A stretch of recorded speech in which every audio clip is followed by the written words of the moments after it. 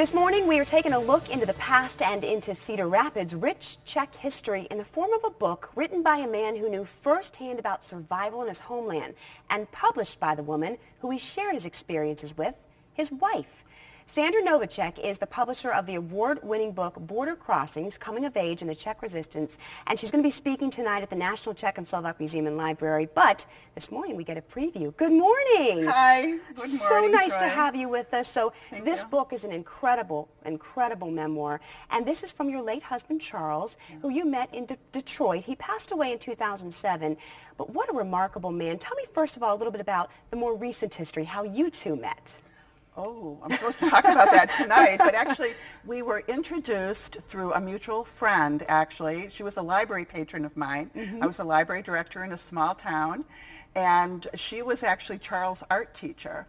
And his first wife had died, and he was looking for a companion, and so she said, well, maybe I can help you with that. How about that? So there's a little preview of what you'll hear more about that story. It gets even deeper, which I love that part. But what a perfect match for both of you, because you had someone with this background of writing. He had a memoir to tell. Yes. Now, the story starts out in the first chapter. It's gritty. It is a very gritty story. He's in prison. It's not a very pretty beginning, but it goes even deeper to his childhood. Just very briefly, kind of explain what happens in 1939, I believe it was.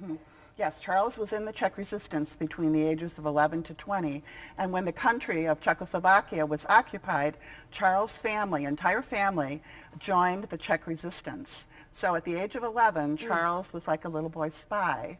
Interesting. Yes.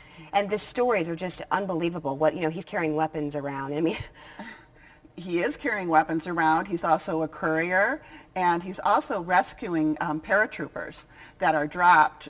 They are dropped with supplies. They may be delivering messages, and under cover of night, Charles has to go rescue them and take them to caves or other shelter. Just incredible. The stories that, no 11-year-old, it's an 11-year-old should be reading about perhaps, but even when he's too young to do that, but he was living this, it seems. So, and it's a great for, I think, our Czech community here, but also this transcends any kind. This is just a great story to be told for the community.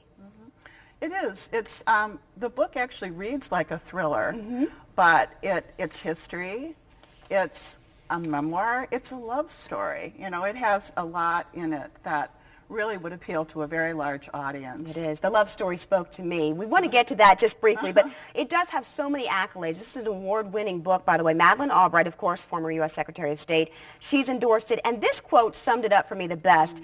This is from the Midwest Book Review. Exceptionally well written from beginning to end, reads like a bestseller novel, but it is a true life memoir of a remarkable man who lived in horrific times and came through them to create a successful life despite what he had learned to overcome, or perhaps because of it, which that was my take on this. An incredible man, your husband.